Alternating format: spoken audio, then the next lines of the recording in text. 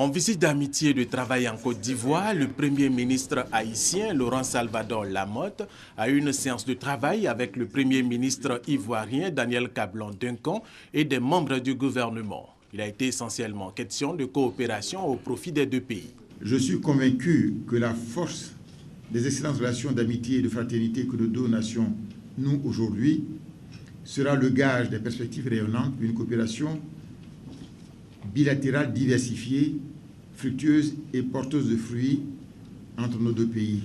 Pour Laurent Salvador Lamotte, cette visite est le signe du rattachement d'Haïti au continent africain et particulièrement à la Côte d'Ivoire pour s'inspirer de son modèle de développement. En très peu de temps, vous avez réussi à mettre la Côte d'Ivoire sur le chemin du progrès, du développement durable et de la croissance économique.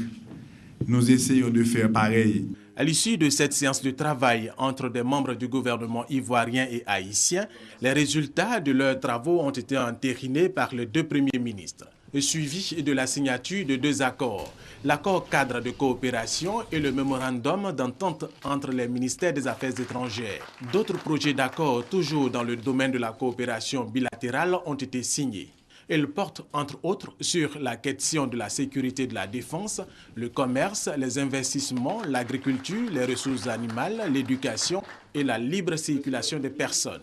En vue de faciliter la libre circulation des personnes entre les deux pays, le gouvernement ivoirien a marqué son accord pour l'exemption de visa aux Haïtiens détenteurs de passeports officiels, diplomatiques et de service.